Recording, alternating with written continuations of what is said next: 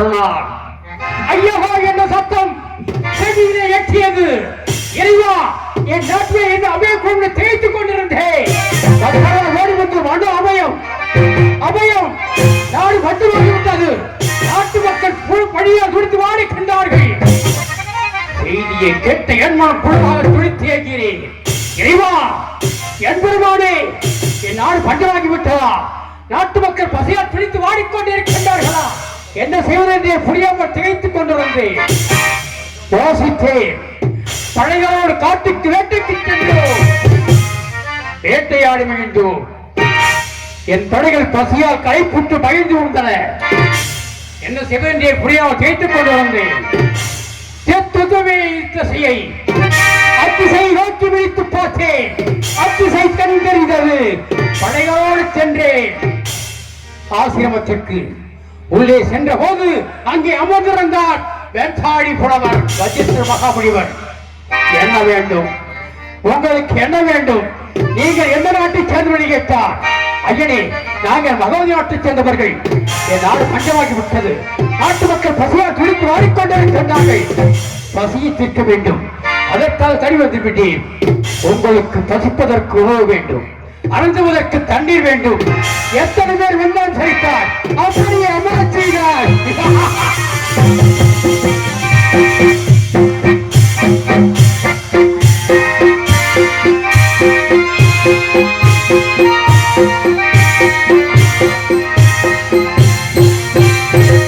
அமர்ந்திருந்த படைகளுக்கு அளவடித்தார்.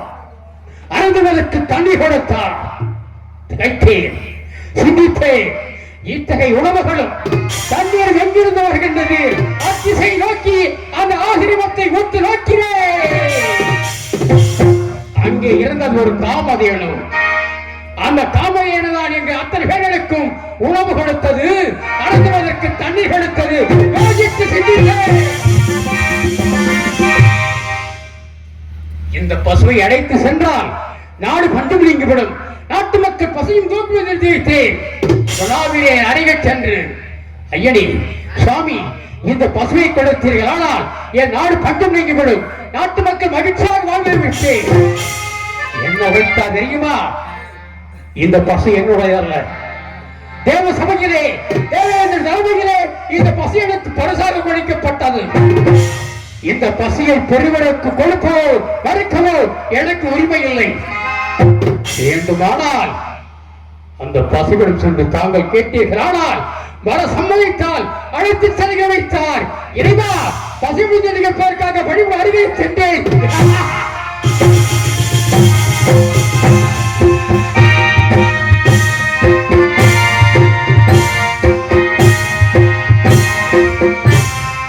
பசுவிடம் சென்று விழாவினே பசு வர மறுத்தது. சிறுபட்டேன். எப்படியாவது இந்த பசுவை நாட்டுக்குள் அழைத்து செல்ல வேண்டும் என்று திட்டமிட்டேன். பசுவை சுற்றி வலையை கட்டினேன்.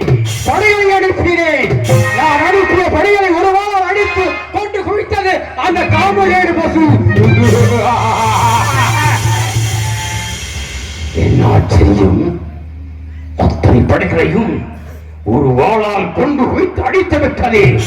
இந்த பசுவை நான் நாட்டுக்குள் அழைத்து அறிய வேண்டும் திட்டமிட்டேன். நினைத்தேன், என்பரமான் அழைத்து வணங்கினேன்.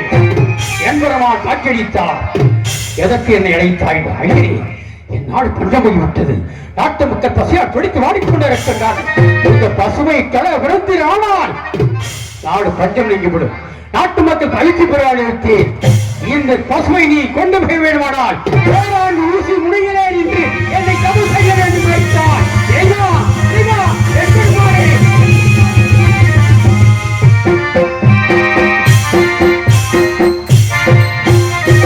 தவத்தை மேற்கொண்டேன்.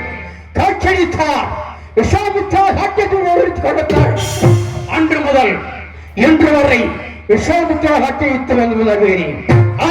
கேட்டது துந்தில் விளக்க மாட்டவையிலே. என்ன ஆச்சரியம்! துந்தில் என்று உற்றோக்கிறேன். சபையை அடைந்தேன். அவர்களும் 48 கிண்ணவர், கிபிடவர், வஜிஷர், அக்கில்தேவன், பகவான் அனைவரும் அமரச் செய்த சபையை கண்டேன். தேவேந்திரன் தலைமையிலே சிறை கொட்டப்பட்டிருந்தது. தேவேந்திரா, ஈச்சவை கூட்டியிருக்கின்றாய நோக்கம் என்ன? சுவாமி, இதுவரை நான் கூறிய தேவசபையில் எல்லாம் தேவனை பற்றியும் உடைகளை பற்றித்தான் பேசிக் கொண்டிருந்தோம். தற்போது பூலோகம் தலைவராக தொங்குகிறது. அதர்மம் விளையாடு கொண்டிருக்கின்றது, தர்மம் அடைந்திருக்கின்றது. இப்படியே விட்டுவிட்டோமானால் பூலோகம் அழிந்துவிடும். ஆகவே பூலோகத்தை பற்றி பேச வேண்டும். என்ன அப்படி பூலோகத்தில் அதிசய மாற்றம் இருக்கின்ற பூலோகத்தை பற்றி இருக்கின்றது. பொய் சொல்லாதவன், வாக்கு தவறாதவன், மற்ற பண்பை பற்றி ஏற்று பார்க்காதவன் எவனை இருப்பானா என்பதை நான் அறிந்து தெரிந்து கொள்ள வேண்டும். அதற்குத்தான் இச்சபை.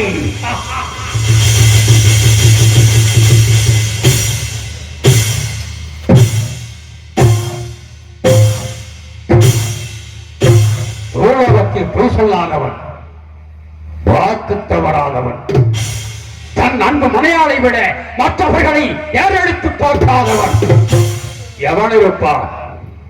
எவன் இருக்க முடியும்? பூலோகத்தில் வாழுகின்ற ஆண்கள் உலகத்தை புறவை உடைத்திருந்தால் கூட ஊட்டு நோக்கக்கூடிய பூலோகத்தில் வாழுகின்ற ஆண்கள் தன் மனைவி அழகாக இருப்பான், அவளை தழுவிடுவான். யாரோ ஒருவர் சென்று கொண்டிருந்த போது அவளை பற்றி அழைத்துக் கொண்டிருக்கின்ற பூலோகத்திலே வாழுகின்ற ஆண்கள் பொய் சொல்லாதவன், வாக்கு தவறாதவன், அந்த மனையாளை விட மற்ற பெண்களை ஏறெடுத்து பார்க்காதவன் எவன் இருப்பான்? எவன் இருப்பான்? இருக்க மாட்டான். பூலோகத்தில் பொய் சொல்லாமல், வாக்கு தவறாமல், தன் மனையாளை விட மற்ற பெண்களை ஏறெடுத்து பார்க்காதவன் எவன் இருக்க மாட்டான் என உழைத்தே திட்டவட்டமாக அமர்ந்திருந்த வஜிஷ்டர் என்னை நோக்கி நிறுத்தி விசாரித்தார். என்ன தெரிவிக்கின்றார்? பூலோகத்தில் பொய் சொல்லாதவன், வாக்கு தவறாதவன், அன்பு மனையாளை விட மற்றவர்கள் ஏறெடுத்து பார்க்காதவன் இருக்கின்றான். ஒருவன் நான்கு வருகிறான், பொய் சொல்ல மாட்டான், வாக்கு தவற மாட்டான், அன்பு மனையாளை விட மற்றவர்கள் ஏறெடுத்து இதுவரை பார்த்தது கிடையாது. யார் அவன்? எங்கிருக்கின்றான்? எத்திசையில் வாழ்ந்து கொண்டிருக்கின்றான். அவனை நான் தெரிந்து கொள்ள வேண்டும்.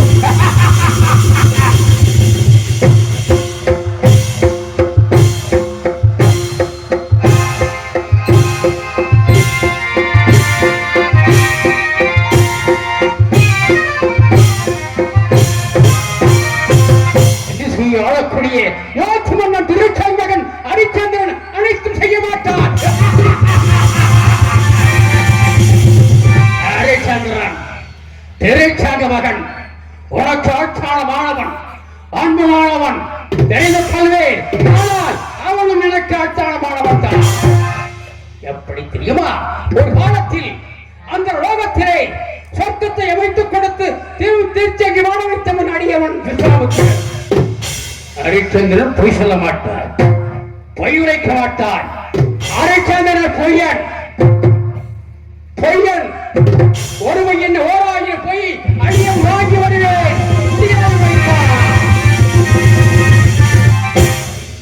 உம்மால் முடியாது. வாங்கி வந்தேனானா இதுவரை நான் பட்டு தர்மத்தில் தவிர்த்தை எல்லாம் தர்மங்களை கொண்டேன். வாங்கவில்லை என்றால் உன் தலையை மொட்டையடிக்க வேண்டும், வெட்ட கடிதம் ஏற வேண்டும், பூலோகம் பூரா சுற்றி வர வேண்டும். இதுவே சபை சமூகம். எத்தனை சபை? சென்றேன் அயோத்தி, கண்டேன் மன்னனை. என் மன்னன் என்னை பார்த்தவுடன் ஓடோடி என்னை விழுந்து சுவாமி, இன்னான் நன்னான் பொன்னான் என் மகன் பிறந்தானார். இந்த விழாவிலே கேட்டவருக்கெல்லாம் இல்லை என்று சொல்லாமல் அள்ளி அள்ளி வாரி வழங்கிக் கொண்டிருக்கும் இந்த நாளிலே தாங்கள் வருவதைக் கண்டு பெற்றுகின்றேன், மகிழ்ச்சி அடைகின்றேன். வர வேண்டும், தாங்களுக்குரிய ஆசனத்திலே வர வேண்டும். எனக்கும் நாட்டுக்கும் நல்ல ஆசை வழங்க வேண்டும். என்ன மகன் பிறந்தனார், நன்னார் பொன்னார் ஹரிச்சந்திரா ஹரிச்சந்திரா.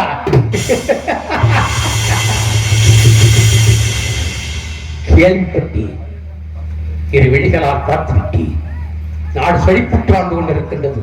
உன் போடு மன்னர்கள் நாட்டிலே வாழ்ந்தால் நாட்டிலே பஞ்சம் ஏது? இல்லை, பஞ்சமிற காது பஞ்சம் இருக்காது. எதற்காக வந்திருக்கின்றேன் தெரியுமா? அதை கேட்கத்தானே நான் வைத்துக் கொண்டிருக்கின்றேன்.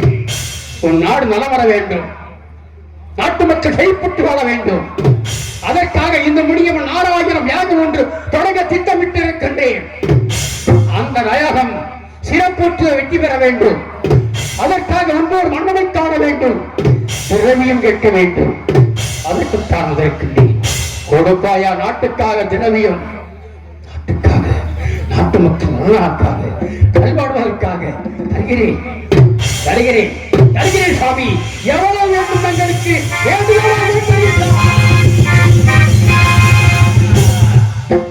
எவ்வளவு வேண்டுமானால் தருவாய். நாட்டுக்காக எவ்வளவு தருவேன் தெரிவித்தார். நிச்சயம் கொடுப்பாயா? நிச்சயமாக கொடுப்பேன். சொன்ன சொல் தவற மாட்டாயே, சொன்ன சொல் தவற மாட்டேன். பொய் என்பதை உரைக்க மாட்டேன். தடையின்றி கேளுங்கள், தயக்கமின்றி தருகிறேன் வைத்தான்.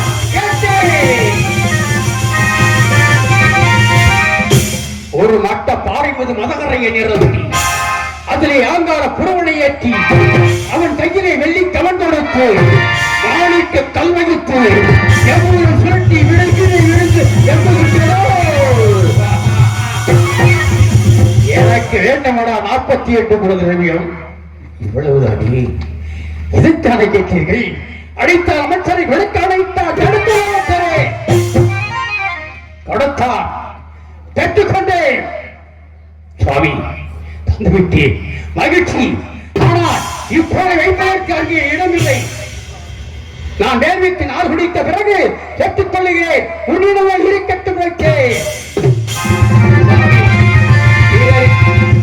கொடுத்தால் இருக்கக்கூடாது எடுத்து வாங்கிட்டான். ஏன் என் நாட்டிலே வெள்ளச்சேதம் விளைச்சல் ஏற்படுமானால் எனக்கு நினைத்தார்.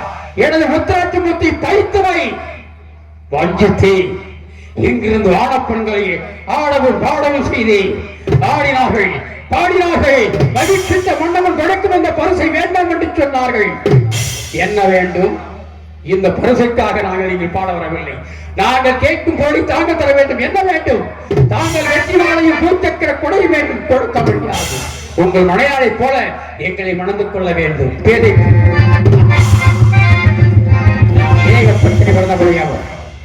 அடுத்த பெண்களை ஏறெடுத்து பார்த்து விட்டேன். உங்களை மணக்க மாட்டு வைத்தார்.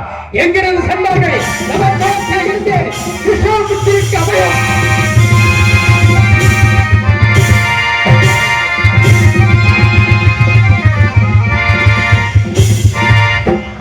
அவையக்கோள் கட்டுண்டது. என்ன ஒன்று ஏறெடுத்த தாழ்வு எங்கள் காலில் வந்து விழுந்தார்கள். இரு தண்ணீர். என்ன நடந்தது? ஹரிச்சந்திரன் மறுத்து விட்டார்.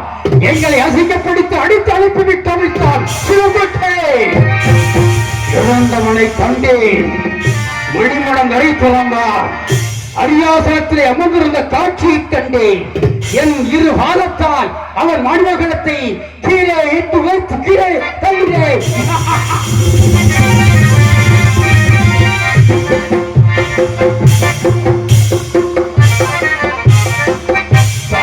தவறு செய்யவில்லையே, ஐயரை தண்டிக்கலாமா? நிறுத்தடா. நான் அனுப்பிய பெண்களை அடித்தாய், அசிங்கப்படுத்தி விட்டாய், என்னை அசிங்கப்படுத்தி விட்டாய். 2 மாதங்களை மனதுக்குள் இல்லையே நான் போன சாபத்துக்கு ஆழக்கடவா என்று சொன்னேன். வேண்டாம், இதை கேட்டாலும் தருவேன். 2 மாதங்களை மணந்து கொள்ள மாட்டேன். இதை கேட்டாலும் தருவாயா? தருவேன், நிச்சயமாக தருகிறேன். நானும் ஒரு மணிவன் நாடி நீ ஆளுகின்றாய் அல்லவா? 56 நாடு எனக்கு தானே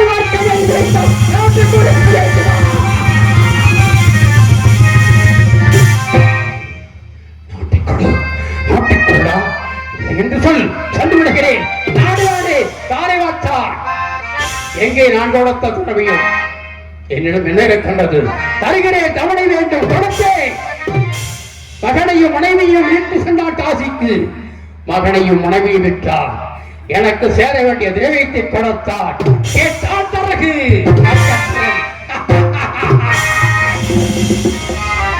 உன்னை விட்டு எனக்கு கொடுக்க வேண்டும் வைத்தார்.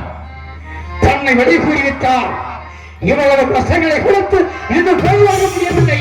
இறைவா, எத்தனை வந்து கொண்டிருக்கின்றான். அருமை மகன் யோகிதாசன் காட்டுக்கு தெரிவிக்க அவன் உயிரை காண வேண்டும். எனக்கு வெற்றி அளிக்க வேண்டும். தாங்கள் வர வேண்டும், வர வேண்டும்.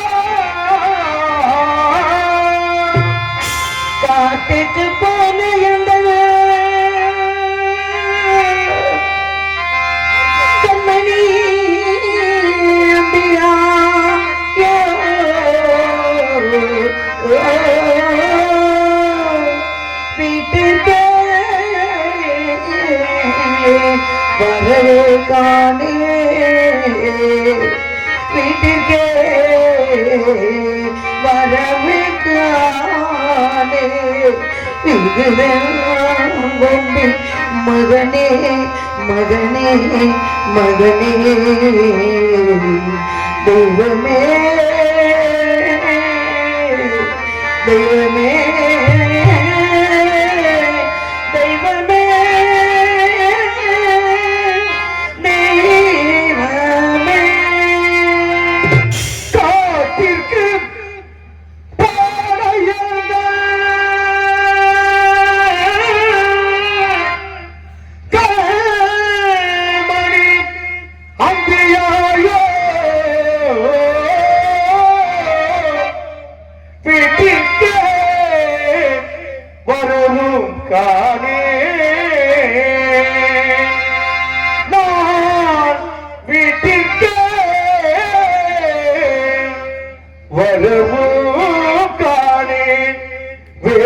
கும்பி ஐயோ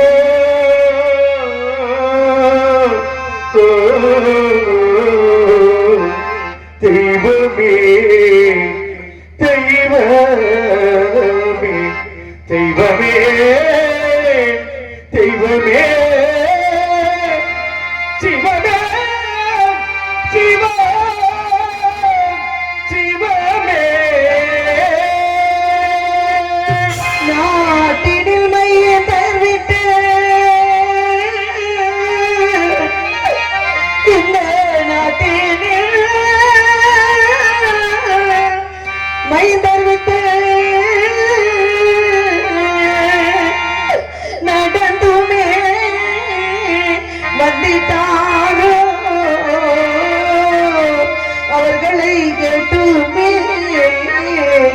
வருவோம் என்றால் கேட்டுமே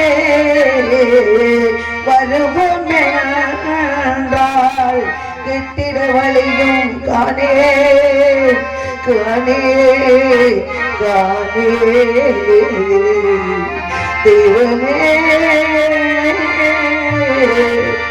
தெய்வமே தெய்வமே தெய்வமே நாட்டுள்ள மைதர் விட்டு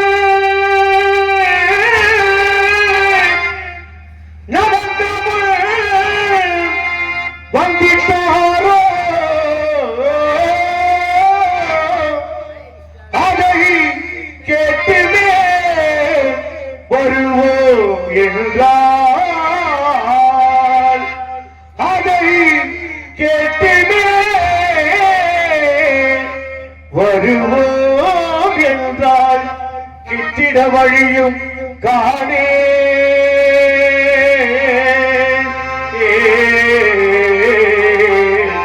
தெய்வமே தெய்வமே தெய்வமே தெய்வமே சிவமே சிவம் சிவமே நான் பெற்ற மகனே லோகிதாசா அதிகாலை எழுந்து சென்றாயே மிளவனாந்தம் தெற்பை சேகரிக்க சென்ற உன்னை காணாமல் ஐயரகத்திலே விட்டு விலைகளை அப்படியே போட்டுவிட்டு உன்னை தேடி வந்து கொண்டிருக்கின்றேன் வீதி வழியே நான் பெற்றேன் செல்வமே